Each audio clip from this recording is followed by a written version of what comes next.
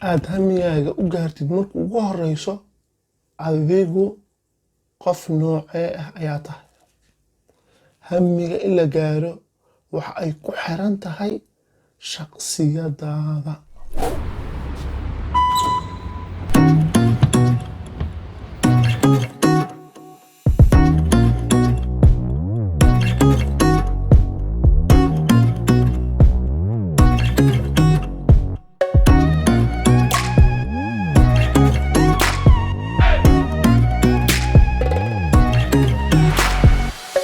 maxaa kaa hortaagan hamigaaga? maxaa kaa hortaagan inaad gaarto wax aad ku haweyn tahay inaad gaarto? waxaad jeceshahay ilaa yaraantaadii wixii aad jecleed inaad gaarto maxaa kaa hortaagan? waxaa u baahan tahay marka naftaada inaad barato. wax walbana waxay ka bilaabataa naftaada iyo waxay ka bilaabataa qaab fikirkaaga. qaabka aad u fikirto ayay ka bilaabataa. saa daraaddeed adiga horta kuma tahay? ma waxaa tahay qof caajis badan mise waxaa tahay qof dib u dhigasho badan? arrin walba iyo wax walba uu qabanaya dib u dhig. mise waxaa tahay qof xishood badan mise waxaa tahay qof cabsi badan? waa inaad nafsadaada aad barataa. naftaada markii aad barato cilada ay leedahayna aad ogaato, markaas ayaad xallin kartaa. waayo waxaa laga yaabaa waxaad jeclayd inaad samayn weydo arrimihii aan soo sheegay daraaddeed. waxaad jeclayd inaad gaari weydo ama aad samayn weydo ay kaa hor istaageen. tusaale ahaan inaad caajisoolo tahay, caajis badan tahay, amaba inay kaa hor istaagtay inaad tahay qof dib u dhigasho badan oo arrin walba oo dib u dhigto uu yiraahdo macnaha maanta ma samaynayo berri. hawsha kugu taalla marka horaa loo qabtaa. maanta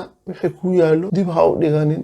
berrina mar walba ma dhammaanayso, mamarsiyaduna ma joogsanayso. haddii aad tiraahdo mar walba waxaa samaynaa berri ma dhammaanayso ilaa aad ka dhimato.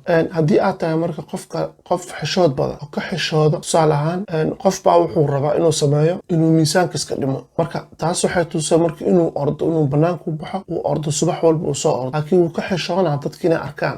waxaa kaloo ka mid a qof baa raba inuu wax barto, amaba laga yaaba inaad rabtid inaad baratid luuqadda ingiliishka oo kale tusaale. marka waa inaad tagtaa marka iskuulka kasoo qortaa oo iska diiwaangelisaa. haddii marka iskuulka aadan iska diiwaangelin ma baran kartid. saa daraaddeed iskuulka inaad tagto iska soo qortona waad ka xishoonay oo waxaad leedahay saaxiibada kale ayaa igu arkaayo. waad ka xishootay oo waxa ugu xishoonaya dadka kaleeto. taana waxay ku leeyihiin bal fiiri xilliga uu baranayo luuqadda. xishood marka ma laha. ama qof weynaad tahay waxaad ka xishootay waxbarashada in lagu yiraahdo xilliga uu baranayo iyo da-da uu ku baranayo bal fiiri. marka waxaasoo dhan marka waa caqabadaha hortaagan ee aad ka gudbi la'dahay. tusaale ahaan waxaa kaloo ka mid a cabsi. qof ay cabsi ku furan tahay, hadalladiisa waxaa ka mid a inuu yiraahdo waxaan haddii aan sameeyo waxaan ka cabsanaa inay saan igu dhacdo.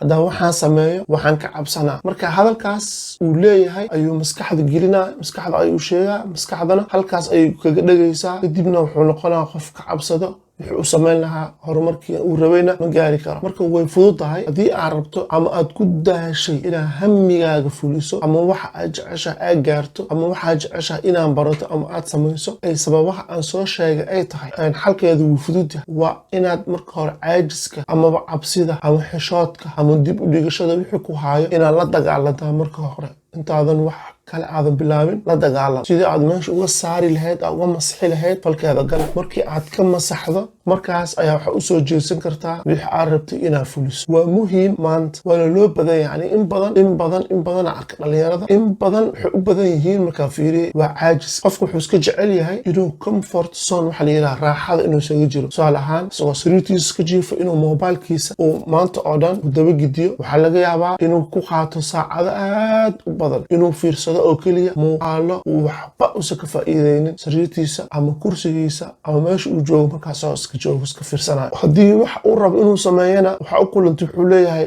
maanta ma samayn karo, berri ayaa samaynaa. waayo maanta madax ay xanuunayo, maanta saaxiib baa ii yimid ayagaan la joogaa, marka berri ayaa samaynaa. marka dib ayuu u dhiganaa wax walba, wuuna caajis badan. inta badan dhalinyarada halkaasaa ku arka. xishood kale ma jiro. haddii xishood badan tahay oo aad ka xishoonaysid keliya hal mid ka fiiri. waxaan aad ka xishoonayso horta diiniyan ma bannaan yihiin inaad samaysid? waxbaha ka xishoon. haddii ay diintu ay ku bannaanta ilaahay subxaana watacaala uu raalli ka yahay oo wax diintu ku bannaan ee tahay ka xishoonin. maskaxdana waxaa gelisaa kuwii xumaanta samaynayay ayaa maanta xishoonin oo dadka soo hor istaagan oo waxyaabo dadka ay la yaabaan sameeyo oo maskaxdaada aan geli karin oo muuqaalka xataa aadan sii dhammaystiran karin. aad leedahay war kuwaan ma xishoonayan miyaa maxay tahay? aad ku fikiraysid kuwaas ayaa dadka hortaaganan xishoonin. adigi oo wanaag wado oo wax wanaag samaynayo sidee baad u xishoonay. xishoodka marka haddii ku soo galo taas xasuuso. qof baa arkay inuu suuq tago alaab uu soo adeegto ama wuxuu sameeyo ka xishoonayo waxyaabo aad basiit u ah. qof baa ka xishoonayo inuu shaqeeyo shaqo xalaal ah,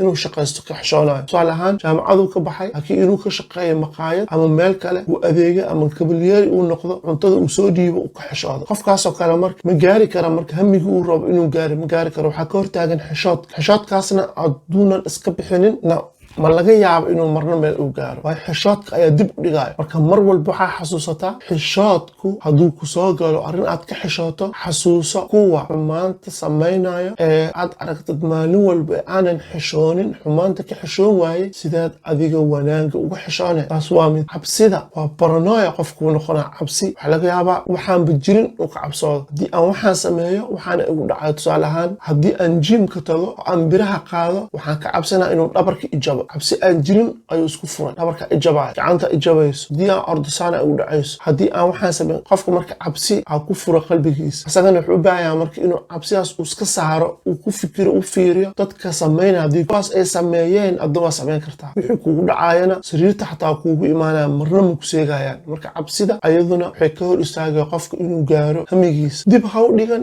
maanta bilow waxa aad jeceshahay inaad bilowdo. bilow maanta si aad beri ugu raaxaysato. bilow maanta si aad beri ugu raaxaysato. halkaas ayaan kusoo gabagabeynaya muuqaalkayga maanta. nabadgelyo.